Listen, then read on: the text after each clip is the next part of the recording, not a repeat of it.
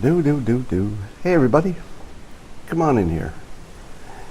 If you've got a beverage near you, momentarily, we'll be doing a simultaneous sip. Not yet. Not yet. Hold. Hold. Hold. All right, now, grab your beverage. Get ready for the best simultaneous sip of this entire morning.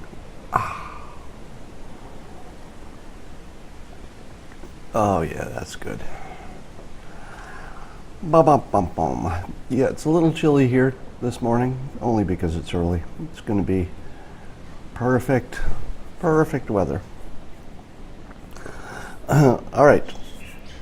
Today I promised I would teach you how to distinguish a fake news, hallucination, illusion from something real. Before we talk about that, let's talk about the shutdown. So, I'm not sure everybody understands that the government shutdown is a piece of theater, not an actual event that has much impact on the real world.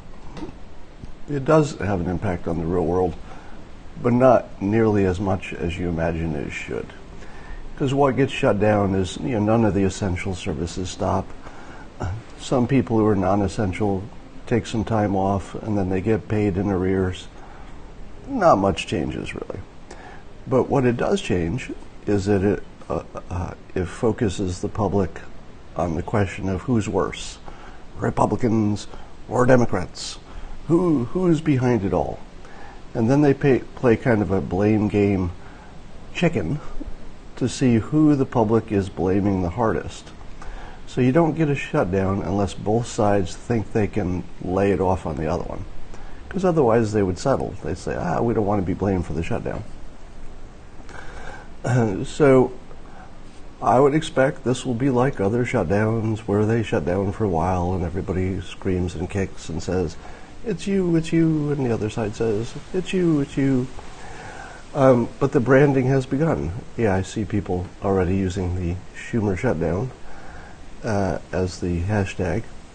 Now, I don't know that calling it the Schumer shutdown on social media is going to make much difference.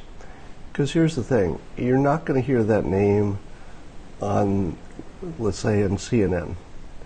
So, correct me later if I'm wrong, but unlike the president's nicknames, which are automatically news, and you just can't avoid saying it over and over, the Schumer shutdown thing is a little bit too on the nose, too little obvious that the whole point is to get CNN to call it a Schumer shutdown, so they're not going to do it, right? And so the Schumer shutdown will probably not get outside of the Republican world, which is good enough because you're only trying to persuade your own side in situations like this. So my guess is that the Democrats will say it's the Republicans' fault, the Republicans will say it's the Democrats' fault, and we'll get some kind of temporary something or other, but it's not a big deal. If it's the only news in the headline, it'll be treated like a big deal, but all things considered, it's not a big deal. All right, I'm in Maui right now. Would you like to see my view? So that's what I'm looking at when you're looking at me. Not bad. Just stop raining. All right. I did not go to Hana. All right, let's talk about how you can identify a fake news illusion from something real. I'm going to write about this, but I think I'll test out some of these ideas. Now, one of the biggest ways you can tell something is a hallucination versus real is what I call the elephant in the room test. All right. If you imagine, let's not call it an elephant because you'll think Republican if I say elephant. Let's change it to monster.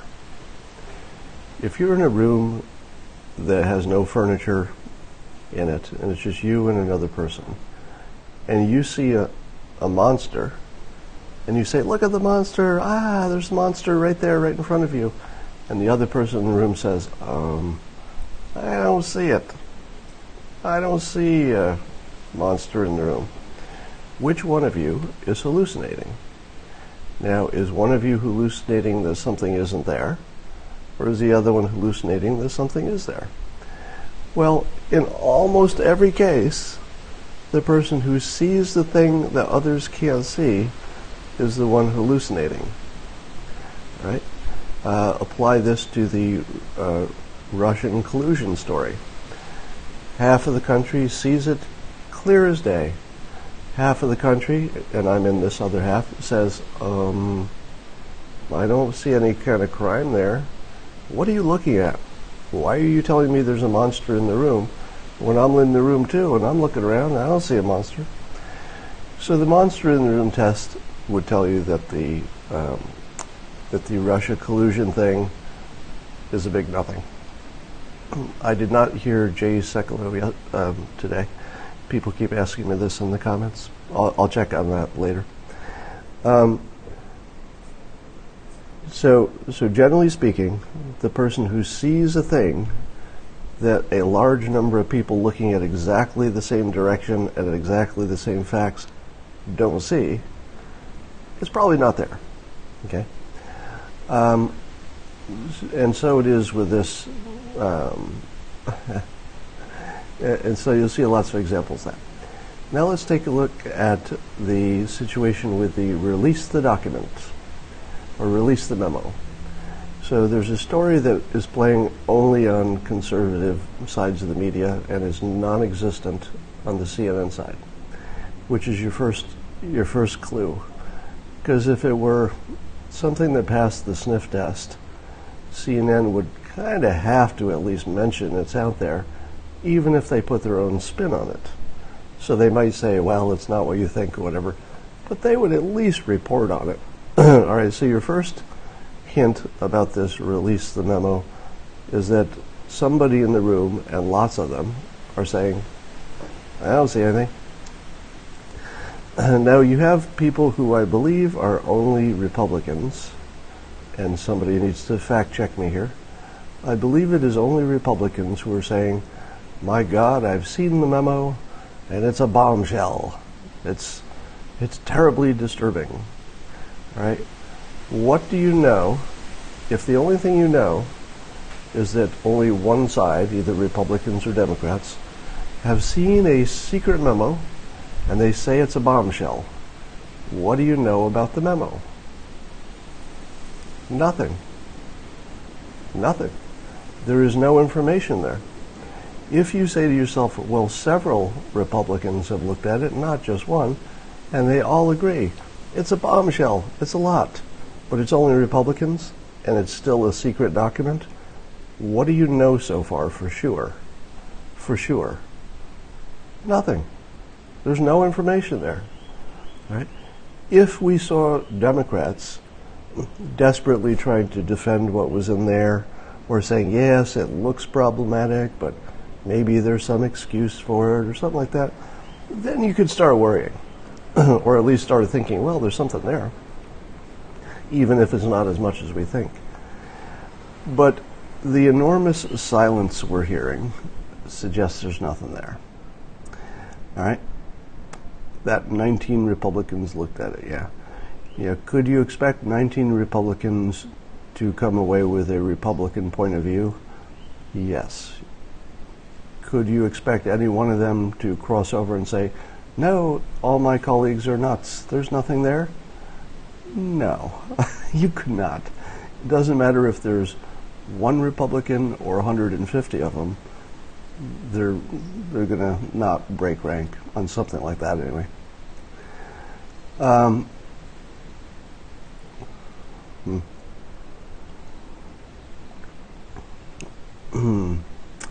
right. If there's nothing there, why wouldn't the Dems want to release it? There, in all likelihood, there's something there that has some ambiguity which Republicans could use as fodder, even without proof of anything. So if you were Democrats and you knew there was at least enough in there that would get people yapping about how, collusion or whatever else, in this case a different kind of collusion, you wouldn't want it out. So ambiguity is bad if the ambiguity is leaning against you. You're speculating too much. No, here's what I'm trying to do. I'm trying to teach you the rules of how to predict. And I'm predicting at the same time, so that you can see in public whether the rules I'm laying out pan out in this case and in other cases over time. So in my specific case, speculating, at least in this context where it's really a prediction, along with a set of objective-looking rules for deciding if the monster is in the room or not. So feel free to check my work. Why aren't the Dems saying there's no monster then? How many Democrats have seen it? That's the part I don't know. It seems to me that if any Democrats had seen it, we'd know about that, right?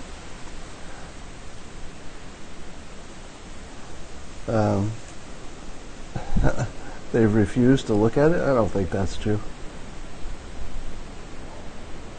If there's nothing in the memo, there should be no problem releasing it? False. You may have just joined. No, if there's nothing in the document, but there is some ambiguity about how things are worded, you would not want to release it if that ambiguity is working against your side. I'm saying in all likelihood there's no monster, but there might be some ambiguity in that document that will allow Republicans to say, look, there's the monster right there, while Democrats are saying, I'm looking at it too. Don't see the monster. Is there one person in our world who is a good monster confirmer? Who would be the best person in the world to look at this situation and judge whether the person who says, yes, there's a monster, or the person who says, I don't see it, is the right one? Who would you look to judge? Trump. Yes, the answer is Alan Dershowitz. Because if we're talking about a legal matter or a constitutional matter, and he's your authority on both, he's the only person you know who has demonstrated time and again the ability to see both sides and judge that one is factually most useful. I would argue that I'm the other one, but without the knowledge of the law and the Constitution. So in this particular case, wait for the memo to come out, wait for Alan Dershowitz to tell you there's a problem or not a problem. Keep in mind that he's a Democrat who has backed a position that Trump and the Republicans have backed in terms of the collusion story. And so if he goes back and takes the other side, I'd find that credible.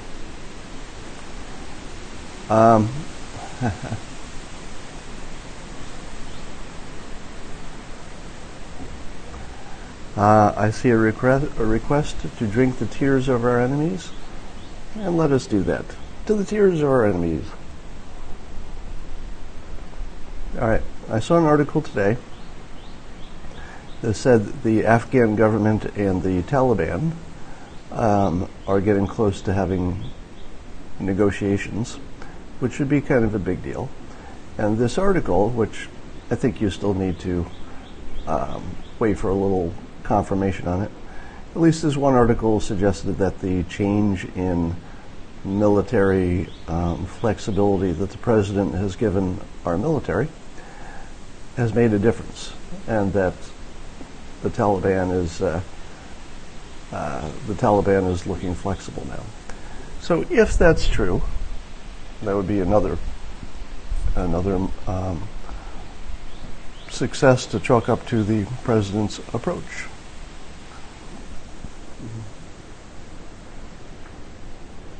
The ex-Google CEO was in North Korea? I don't know. Yeah, the California seceding from the Union story is so far just this kind of story that's fun but not likely. Now,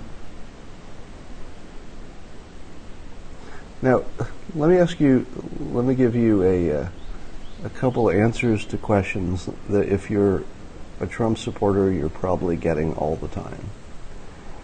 So here are the questions and with my answers. One question is, if President Trump is such a good persuader, why does he have such low approval levels? Here's your answer. In the old days, when candidates were not that different, and it used to be said there's not a dime of difference between the Republicans and the Democrats, in those conditions, people who did not vote for a candidate for president could warm up to the other side because they're kind of close. But today there was so much difference between Republicans and Democrats that an approval poll is really nothing more than taking attendance. Did you vote for Trump? Yes. Do you still like him? Yes. Did you vote for Hillary? Yes. Do you still like him? Yes.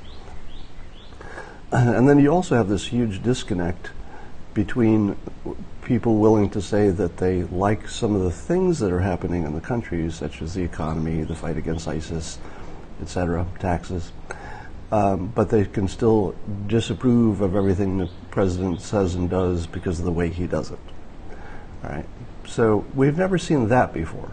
So you have sort of a one-off situation. So when people ask you why the approval levels are low, you could point them to the small business confidence levels that are the highest they've ever been. Because the economy does capture most of the things in society.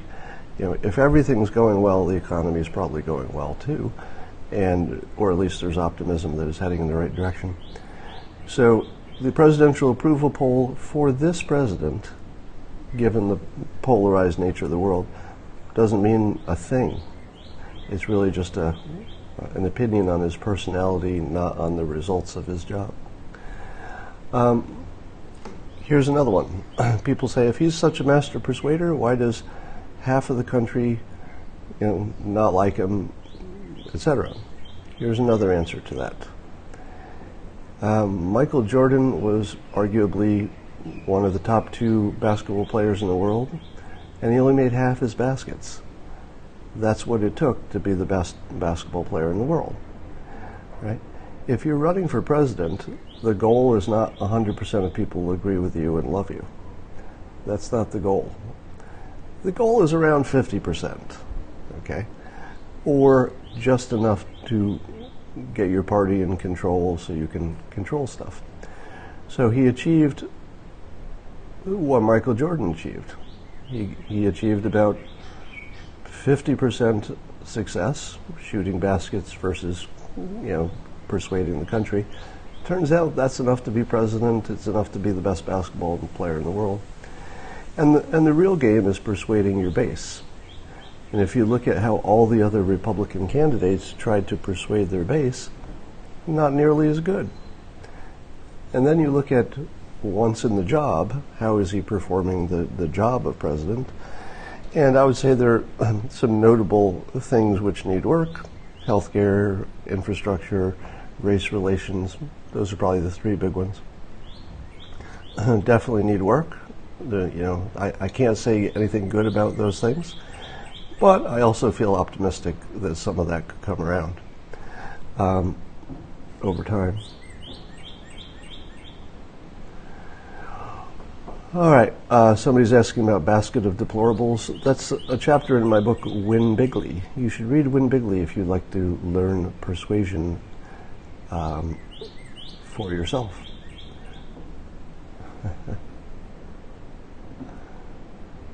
Scott, you must have the lowest blood pressure of anyone. I have the lowest blood pressure in my family. Does that count?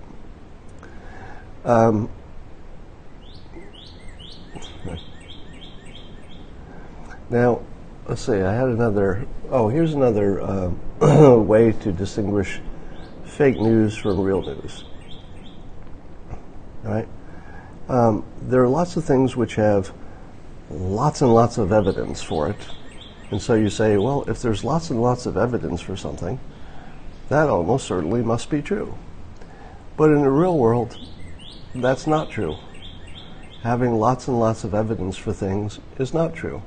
Let me give you a sense of how circularly how circular the reason is. All right. So if I say to you, let me give you an example. If I say to you, I'm a Democrat, and it's obvious to me, I can see the monster in the room, and it's President Trump, who's a big old racist. I see it, it's right in front of me. The first thing you ask is, can anybody else see it? Well, I'm in the room too, the room in this case being the United States, and I don't see it. I don't see it. I'm looking right where you're looking, and I don't see it. So somebody says, come on, all the evidence. And I say, for example, what? And the person might say, well, let's just start with the obvious. The birther thing that the President Trump did. There's no way that you can explain away that birther thing except that he's a big old racist. To which I say, well, it's also the most common political trick that you would use against anyone if you had the ammo. And he had the ammo. There was enough ambiguity at the time about the birth certificate that it was ammo. He did the same thing with Ted Cruz. And the question I put to you is, if Hillary Clinton had some ambiguity about whether she'd been born in Norway or the United States, would President Trump have used that knowledge to question her qualifications to run for president? If you think there's any chance he would have ignored that useful tool that is the most common of all political tools, to say, you're running for Senate, but you've only moved into this neighborhood lately, or you have two homes, your residence is really that other home. It's the most common trick in the world, and he never mentioned race at any time during any of this. Is it his fault that the president had a connection to Africa? No. He's our first African American president. That's just what it was. That's not an accusation. So now the person in the room with me says, okay, but I know it's still racism, not because of the facts, because you just explained how he would have done the same technique with Hillary Clinton if he had the ammo. He just didn't have the ammo in her particular case. But it's still racism, and here's why I know why. Because of all the other things he did, which I know are racism, that makes this one clearly racism too, in his mind at least. To which I say, mention another one. And then they say, well, what about that Charlottesville thing? And then I say, well, is it more likely that he just spoke without knowing the details, and he assumed that somebody who was not a racist was there just in favor of keeping historical statues? Or is it more likely he came out in favor of racists who wanted to do bad things, or discriminate against his own family, all of his closest advisors, his son-in-law, his grandkids, and that Israel loves him, and he named Jerusalem the embassy in the capital of Israel? Are any of these things consistent with your belief that he stood in public and said, yeah, I'm with the racists who are chanting anti-Semitic things? And then the person in the room who sees the monster says, okay, I hear you on that one. But, and sure enough, the birther thing isn't what it looks like, and the Charlottesville thing isn't what it looks like. But what about, and then he just keeps going. Now, I'm not going to do it on this Periscope, but I can promise you that everything except the housing discrimination case from the 70s is not only easy to explain in non-racist terms, but it's far more common explanation. It is a far more common explanation that the president just assumed there were some other people there who were not racists than it is that he decided to go on television and side with the racists and then a few days later say, no, I hate the racists. None of that makes sense. But just talking before he had all the facts, you see that every day. One of them is, in the Central Park Five, the police believed they were guilty, and the president believed they were guilty because the police believed they were guilty. He never mentioned race. He's anti-crime. He's been anti-crime forever. So if you see race in that, it's because you think the other things he's doing are racist, right?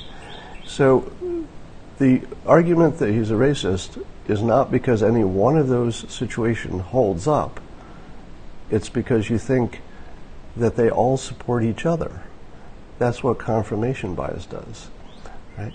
If you watch a trial, you'll see one lawyer give you confirmation bias and say, all of these things couldn't possibly be true unless this person's guilty. And then the defense says, well, let's look at them one at a time. There's another explanation for this, there's another explanation for that, there's another explanation for that. Right? It's the most common thing in the world. Yeah, and as somebody said, before he was president, Trump won awards from the black community for being, somebody said he donated a building for Jesse Jackson, some kind of cause Jackson was working on. I don't know the details of that.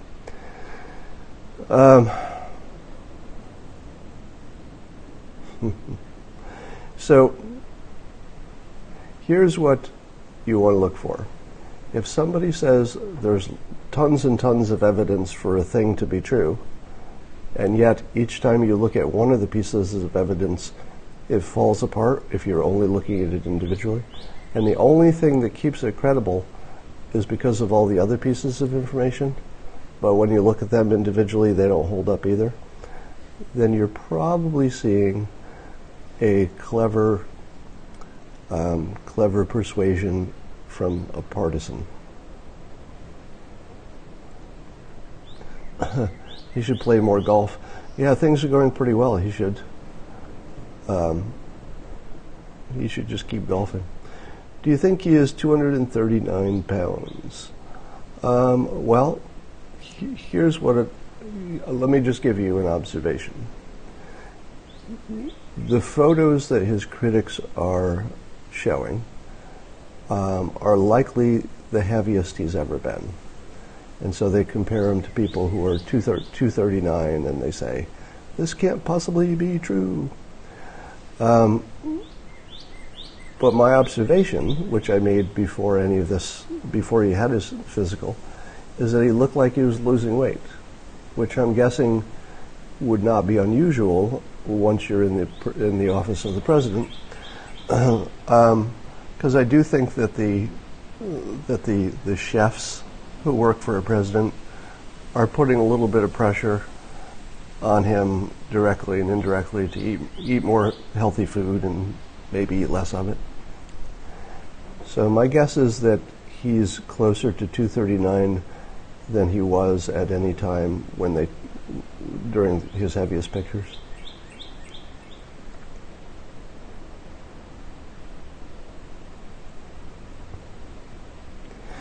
Yeah, and he managed to turn the entire left into a bunch of fat shamers. I actually saw a quote by Megyn Kelly in which she supported fat shaming because she said that some women like it. She said she liked it when she was young. It helped her stay thin. I wouldn't have expected that.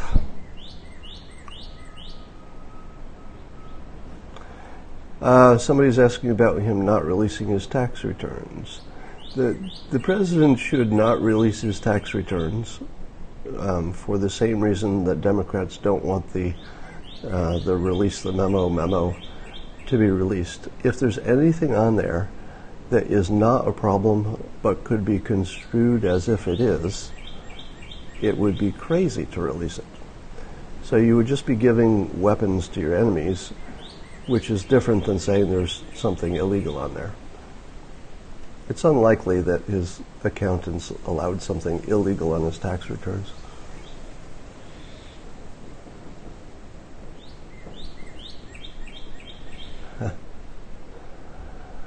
Uh, uh, uh, I'm not going to talk about that. I'm just looking at your comments right now, if you're wondering why I'm being quiet. All right. Obama, deep state. We shall see.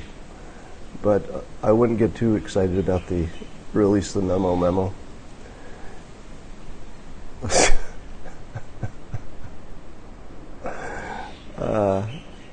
Yeah. Yeah, there's no line on the tax returns that say, I spent $1 million on Russian laundering or whatever the hell he's being blamed for now.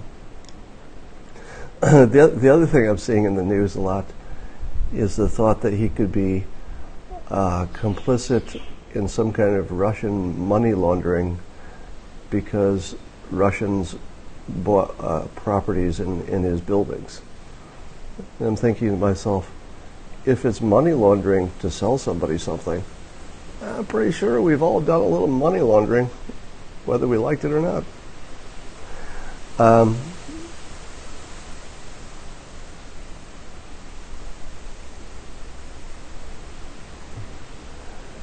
Memo tactic to discredit Mueller. Well, yeah, of course.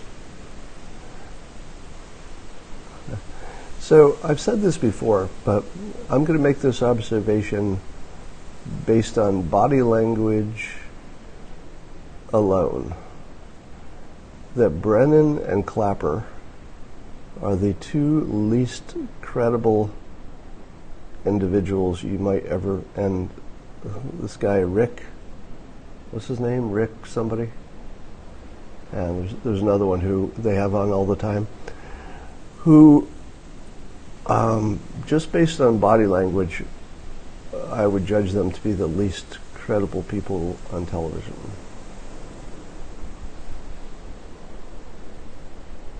Rick Wilson, yeah.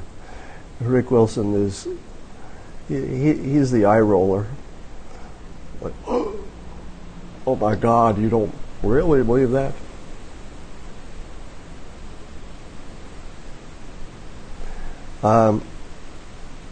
The spy ring in Congress, we don't know enough about that.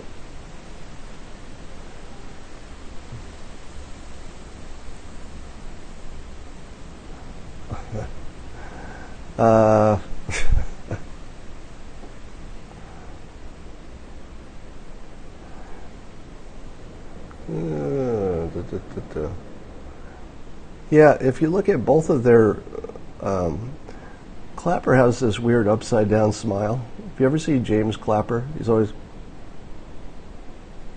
like that.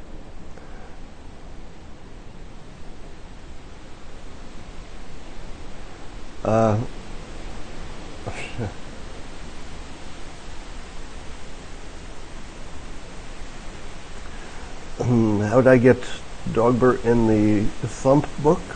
Well, the artist and author of the book follows me on Twitter, I guess. The guys behind the 17 intel reports. Yeah, it was never true that there were 17 intelligence agencies who were on the same side. What was true, in all likelihood, is that maybe one of them looked into it and the other 16 said, well, we're not going to go against those guys. They've been right before. And then the news reports it as 17 agencies, they all agree. That was ridiculous from the jump. The moment I heard that, I was like, 17 all did the same work? If 17 people were all doing the same work to get the same conclusion, I think we can get rid of 16 of them. Let's cut their budget.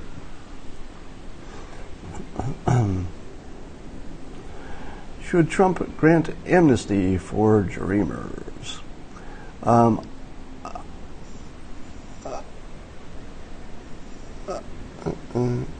I was saying just today that I don't like to answer should questions.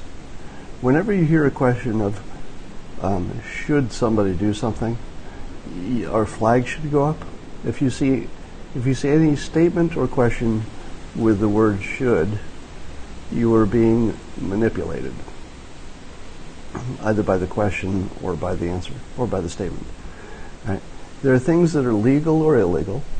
There are things which are immoral or unethical, according to people's personal standards. But should is a manipulation word, not a word you should, not a word you should. It's nearly impossible not to use it in a sentence. So let me be consistent with what I'm saying. I started to say you shouldn't use the word should, and realized how ridiculous that is. So let me put this in more better words.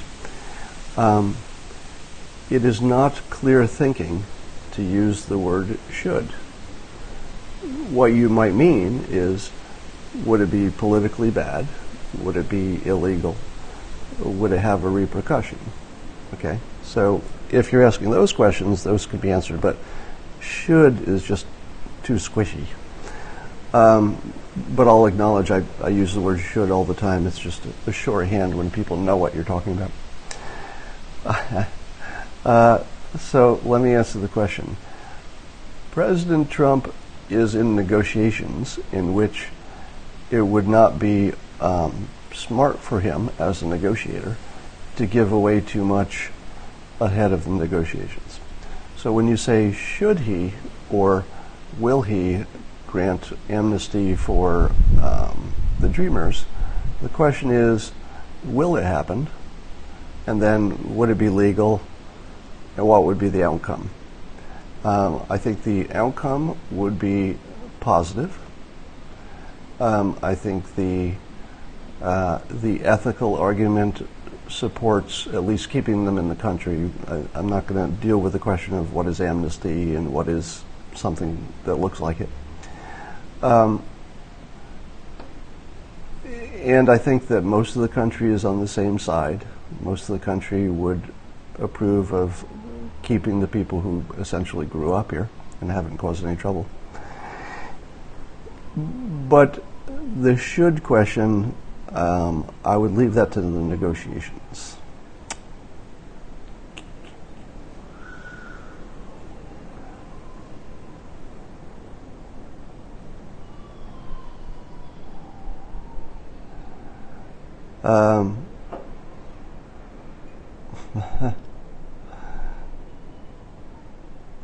Senator McConnell doesn't know what his positions are. Well, that's not surprising.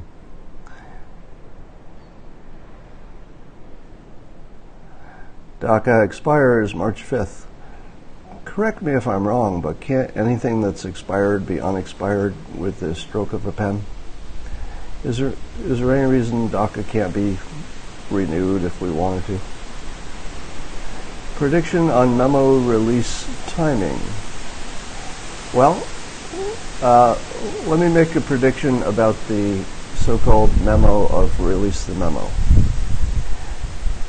If it really is a blockbuster bombshell, you'll probably see it fairly quickly, because the President of the United States obviously has clearance to see it. So President Trump either has seen it or will see it quickly. If it's real, meaning that it really is damaging to his opponents, I would expect him to declassify it right away. If it looks ambiguous, meaning that it looks like it's, you could interpret it more than one way, he might choose to hold on to it a little bit longer. Because the longer he holds on to it, the longer this idea seeps into the public consciousness that there's something sketchy going on, which probably works to his advantage. So now, the other wild card is if there's something in it that's so bad it could actually destabilize the country or the government, well, then that would be another reason to wait and get your plan together about how to do it in the most responsible way. But in general, if it takes a long time to see the memo, I would say there's less important things in there than if you see it tomorrow. If you see it tomorrow, it's probably a really big deal, because I think the president would just declassify it or do whatever he needs to do as president. And by now he's already thinking about it. They want to do it right so it's not discredited. The memo has to speak for itself. It doesn't matter how it gets declassified. Let me put it this way. If Republicans can't convince the president to declassify it, and they can't convince him, in 48 hours to do it, there's a reason.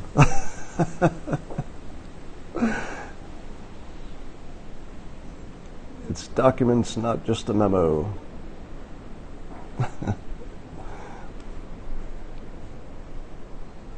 There were many incriminating things. All right?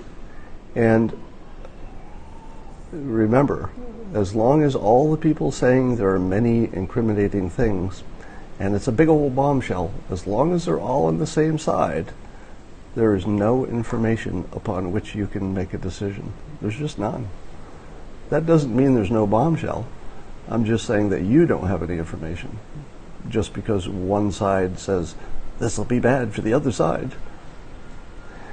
Gorka just tweeted, it's the highest level of corruption. Again, it could be, but if you had to bet on it, I'd bet against it.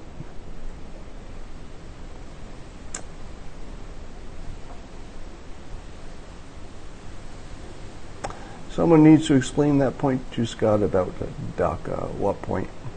Might be a point I missed. One Republican said Democrats refused to read it. Really? Do you really believe that Democrats refused to read it without giving a reason?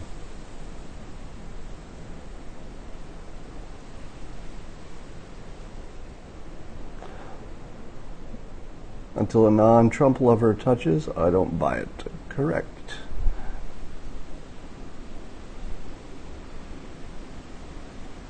So you're saying don't reflexively do exactly what the Trump derangement syndrome crowd is doing. Correct. Why do they need to read it? Kennedy just said vindication. Well, I'm feeling that there's going to be some almost, well, should I speculate? If there's anything here, no, I'm not going to speculate. Yeah, people saying it's multiple pages, so there must be something there. Yeah, that's not a thing. Do you think Trump is 6'3", easy to prove? Well, my understanding is that people lose an inch by that age, maybe more. So he is at an age where he should be less tall than he was.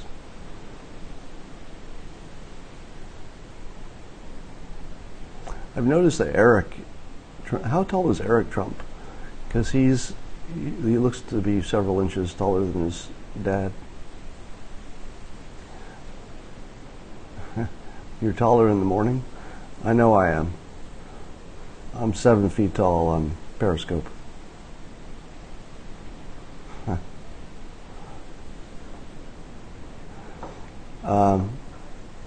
I'm going to speculate that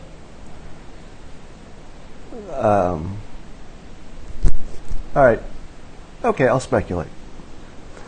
This is not a prediction. This would be a description of events that would match what everybody's saying and also be no big deal. Suppose the Steele dossier was in fact a primary, it doesn't have to be the only one, but a primary source that the FBI used to get a FISA warrant.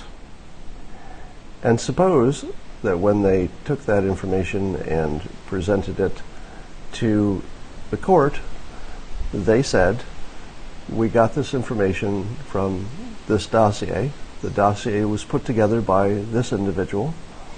This individual is not 100% credible, but it's credible enough, it meets our standard of a flag going up, that based on this, and maybe there's some other independent information which is also not conclusive, that it's enough to poke around.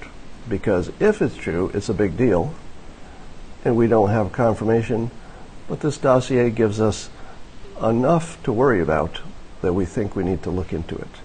Now, if what I just described is what that memo says, you would expect that Republicans would say it's the end of the world, and Democrats would say, you mean they just used information that was available? As long as they described it accurately when they got their warrant, I don't know that any crime has been committed, nor do I see that treason has been committed, so long as they believed that there was something worth looking at.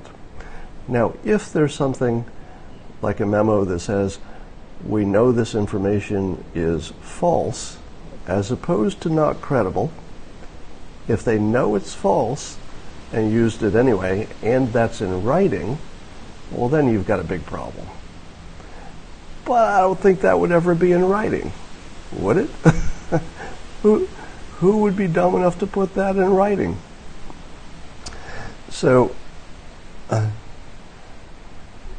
it's also possible that when Strzok said, we've got this insurance policy, blah, blah, blah, just in case Trump gets elected, I don't know that that's illegal, even if it's the worst case scenario.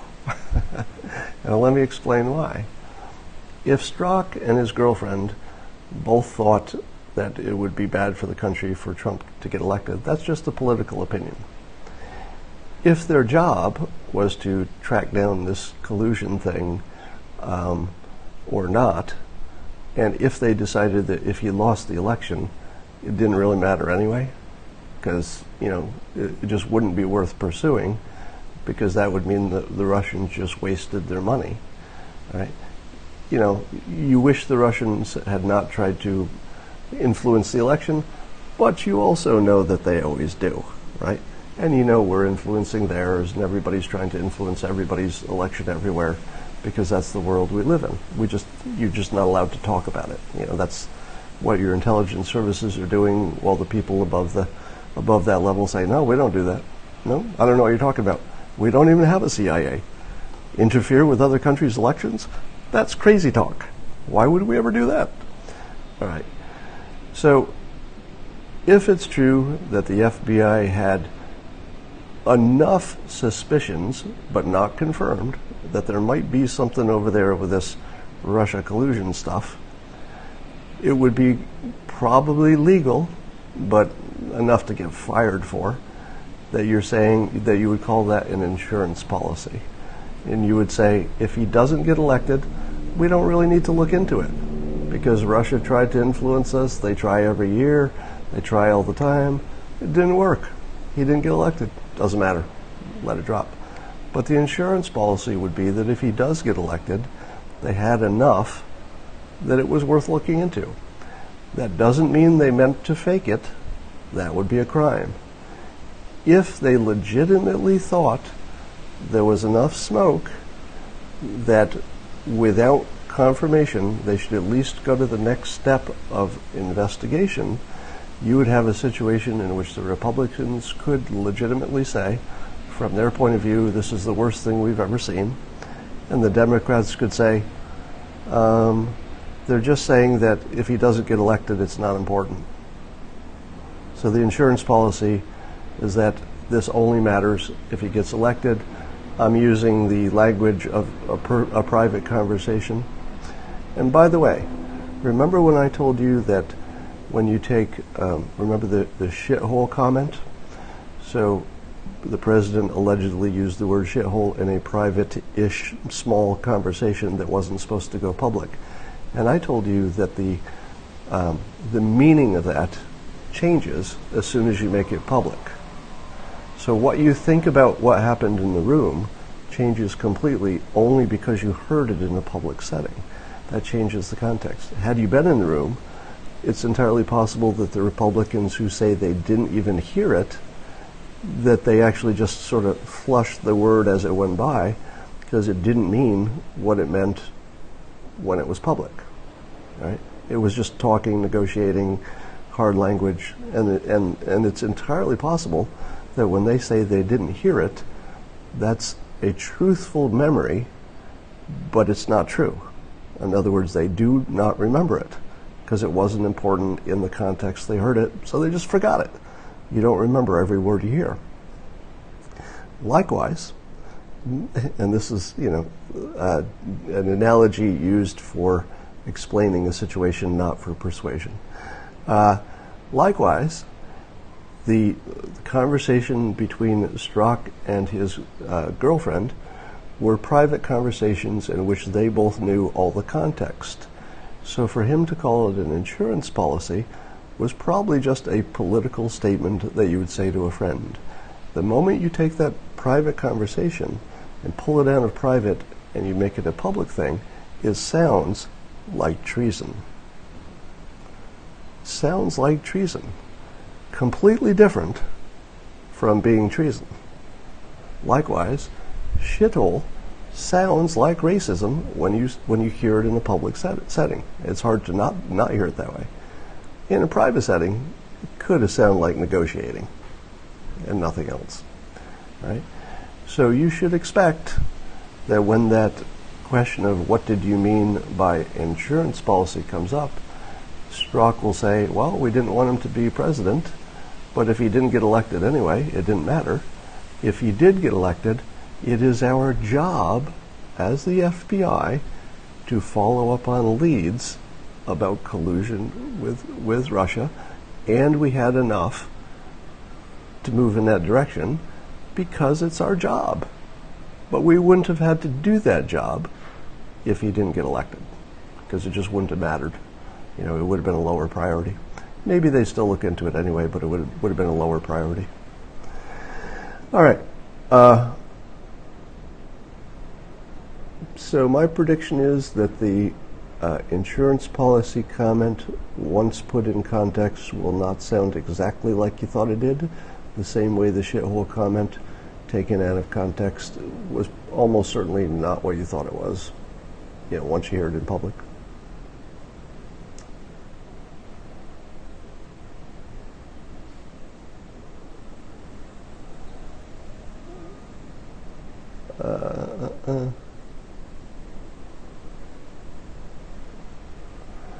There's a vegan place in the Peely. I haven't tried that. WikiLeaks is offering $1 million for the memo. That's interesting that they would offer $1 million for a memo that's going to come out anyway. I don't see any chance it's not going to come out. Unless there's some clever legal thing that somebody does to keep it there. Yes, somebody just said that saying shithole is so fun. Literally this morning, I was kind of hoping I would get asked to do another televised interview, just so I could say shithole on national TV. I've appeared once on Smirconish since then, but I chose not to use that word, and I feel bad because how often do you get to say shithole on national TV in your life? All right, this window is very short. I want to jump in. I want to say it.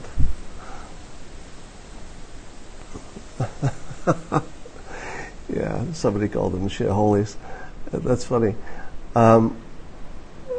What?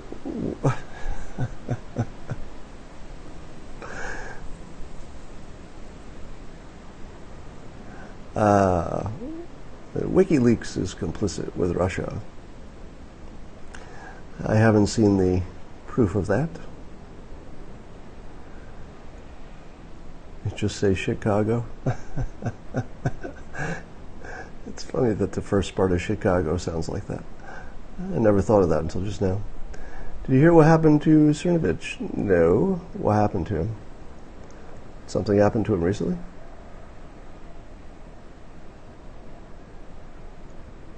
Yeah, when they say asshole, you hear asshole. I was hearing that as soon as they started saying that. I was like, well, that's not an upgrade.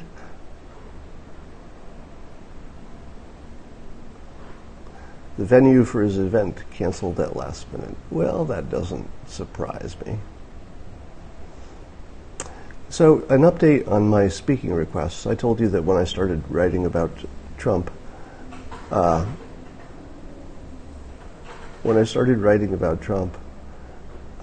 that I lost my speaking deals. More recently, I've had a number of inquiries for speaking, but I've chosen to decline all of them. Before I wasn't getting any offers at all, but in the last month I've gotten a number, and I've declined all of them. And the reason is this: it's not fair to the client. It's really not fair to the client, because the moment my name appears on their advertisement, normally they would promote an event and say, these speakers are going to be here. The moment they do that, their life is going to turn bad, and they're going to have to come back to me and say, well, it turns out we got so much pushback. We're not really a political organization. We're just, the Association of Rubber Band Manufacturers or whatever we are. We don't need this. And then they would need to redo all their promotions. They would need to back out of their deal with me.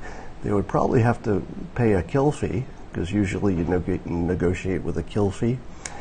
And I'm not comfortable putting an unsuspecting client in that situation. Now, even though I always reveal all these risks, if somebody takes the risk, even though it's their risk to take, I'm not comfortable, because I don't think they're doing it wisely. And I just don't want to be part of it.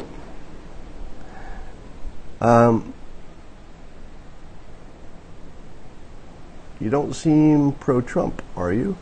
I'm very pro-Trump. I'm very pro-Trump in the way that I'm pro most of our presidents. I'm pro-American, and right now Trump is representing America, and he's doing a good job on the big stuff. I'm still giving him a grade of F for race relations. He has let's say a D- for health care. Maybe I'll give him a D or a C+ for health care, because he killed the mandate, which at least his side wanted to happen. So that's not nothing. But now the low grades could certainly come up. It's entirely possible they could come up. I disagree with him on Southern statues, the Civil War statues. I think those are just decorations, and you shouldn't, and they're offensive. Take them down. They're just decorations. Get rid of offensive decorations. So there are plenty of things I disagree with him on, or I criticize that he hasn't gotten right yet. Now, race relations is tricky for the president, because he got elected on a promise of not talking about identity politics. So in order for him to easily fix his situation with race relations, he would have to, one, make all the enemy media suddenly like him and stop talking about that. I don't think that's possible, because as long as most of the media is hammering on this largely made-up issue, he's going to have a tough time with it. But it also hasn't stopped him from getting elected. It hasn't stopped him from being effective in his job. So while I personally find it a huge problem, I don't know if you've had this experience. Do a little fact checking for me. See if you've had this experience.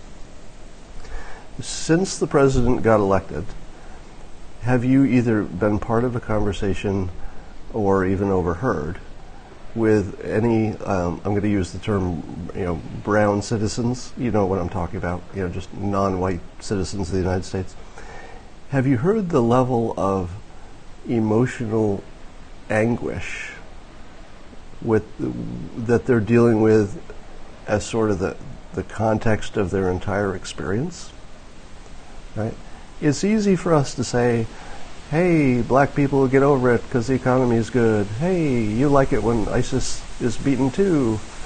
Hey, brown people, you should be happy because North Korea might be coming to the table. You could say all that stuff, but you're playing with the should. Like you should feel better. You should not be bothered by it. Should is lazy thinking.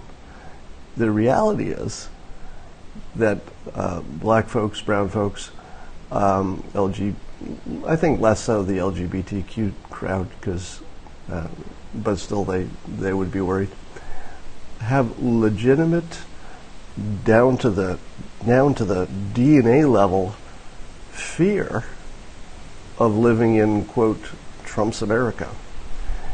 So if you can be happy as a Republican and as a supporter of President Trump, at the same time you're watching some 30 or I don't know what the percentage is, maybe 30% of the country is afraid in like almost a mortal fear kind of way, if you could be happy with that situation, then you are not a team player. If you're a team player, you'd be helping me see if we can reduce that level of anxiety. Because there are two problems. One is the reality of living in this country and dealing with racism in sort of an everyday way. So there's this reality problem. But on top of that, there's the how do you feel about it. So the reality might be, it's possible, I don't know, but it's possible that the reality of racism is less than it's ever been. It's possible. The feeling, and when I say it's possible, I mean, I don't know how you'd measure it, but if it's true that a black person can get a job and do what they want to do and go through life without structural problems, there's no law against anything. For everyone that discriminates, there's another company that would like to have more diversity. If that's your situation, maybe it's the best it's ever been. But in terms of how people feel, it's close to about the worst it's ever been. Let's say worst in 20 years. Obviously it was worse, beyond that. Somebody's saying it's disingenuous. I don't even know what you're talking about. What have I just said that anybody would disagree with? I literally am baffled that I've said anything in the last 5 minutes. We need to get away from feelings. Okay, there it is. Your reality is how you feel. Right? So if the facts are right but you feel wrong, you do not have a solution. Right? The psychology of how you feel is your experience. That's your life. Your life is how you feel. Your life is not the facts. The facts are independent from you. So if all the facts are right and people feel badly about it, you still have a problem. And you still have an obligation to fix it if the people experiencing this problem are on your team. And you're either Team America or you're not. And if part of your team is feeling like is being victimized by the other part of the team, that is your problem. That's your damn problem.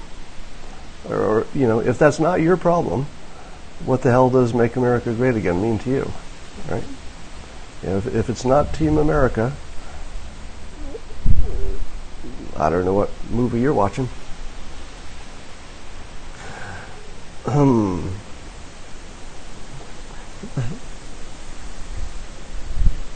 Let me throw out the most controversial thing. For those who wait to the end, you may notice I often leave my most controversial thoughts till the end of a long Periscope, because only the people who really want to listen to me are still here. All right. When we talk about equality, typically we talk about quality of opportunity, but we also, and this is more debatable, but it's part of the conversation, we talk about the equality of outcomes. In this case, outcomes are getting a job and having a a life that's the same, objectively it looks the same as everybody else. So there are two things: equality of opportunity and equality of outcome. And most of the debate is about those two things. But I would argue that the point of life is to be happy, right? If there's an afterlife, then there's more to it. But the point here is we're all trying to pursue happiness. Like, the pursuit of happiness is literally in our Constitution. It's not just a right, but there's a reason it's so prominent in the Constitution. It's sort of our job. We're pursuing happiness. But why does nobody talk about equality of happiness? Because you could have different outcomes and be just as happy. It turns out that happiness doesn't correspond to what's happening as much as it should. There's a concept called baseline happiness, where they find that, if this is true of, say, people who have had an amputation. If you go through something terrible like an amputation, you're going to be really unhappy. But it turns out that you end up drifting back to the same starting place you were before. And all of us seem to be born with some kind of set point for happiness. Mine might be lower than yours, but there's not much variation within our range. So take, for example, I'll just use an extreme example. Let's take an undiscovered or an uncontacted tribe deep in the Congo, or the most remote part of Africa. I think there are still some tribes that have never been contacted by civilization. If you were to measure their happiness and compare it to the happiness of people using their cell phones all day, who would win? I don't know. I think they would be about equal. So the people in these uncontacted tribes that have nothing we have, they don't have our opportunity, they don't have our outcomes in terms of they don't have cars and houses and everything like that. But their happiness might be better. So if you were to take those people and, let's say, they all immigrate instantly to the United States, and they form a little community and they don't get out much. Do they have equality of opportunity? Probably not, because they can't speak the language, and they've got maybe there's some discrimination. And do they have equality of outcomes? Not even close, because they don't have the full availability that everybody else has. But they might be happier. So why do we have a government that is entirely focused on making our opportunities and our outcomes look the same when we don't judge our own happiness that way? We judge our happiness by how happy we are, and it's somewhat independent of all those other things. So I would propose a different standard. I would propose a fourth thing, and I call it the equal strategy. Right? So there's equal opportunity, there's equal outcome, and then there's equal happiness. Those are three ways you can measure what's equal.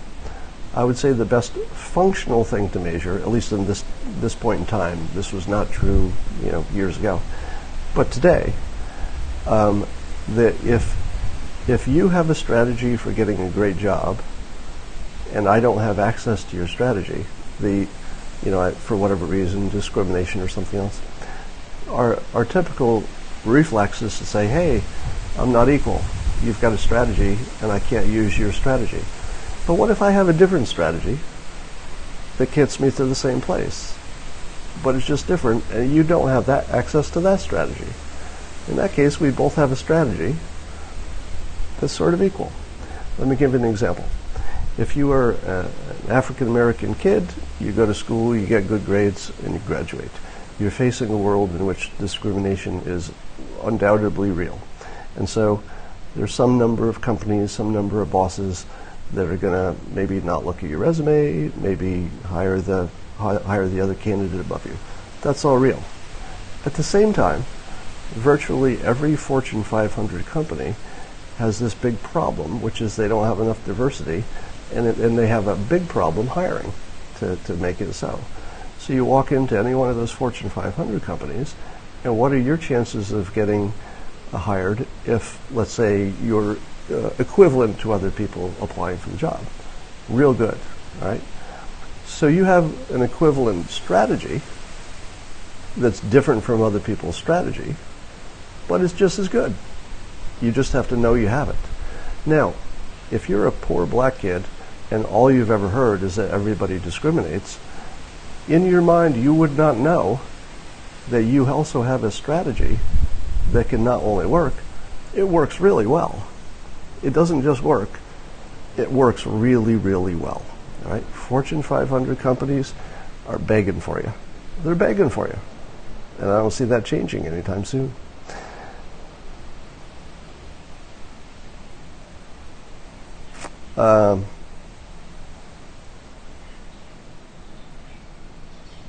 Equality of basic comfort would be a good start. Yeah, it's true that people need a certain amount of money to be happy. There's something that I realized spending time this week in Hawaii, and I guess I've realized this in other ways before, but you've of course heard the saying that money doesn't buy happiness. And you've probably heard me say, I've been poor and I've been rich, and I can tell you, money definitely helps with the happiness. But only within a range, right? You know, you have to get rid of your big problems with money, but then you're kind of on your own to actually be happy. There are plenty of rich people who are unhappy.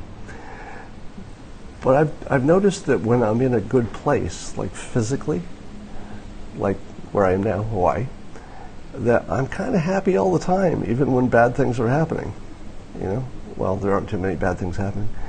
But so while money doesn't buy happiness, I think location does. And it seems to me that if you could solve for location, a lot of people who are unhappy would be a lot happier. All right.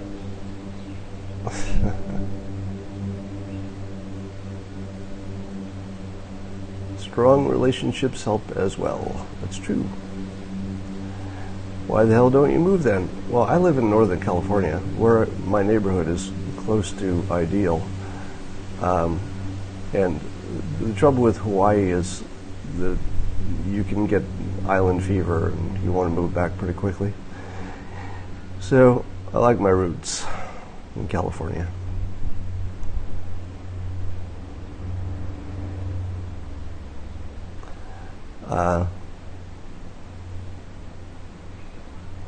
All right, I think we've done enough. My number count is going down, and I'm going to sign off now.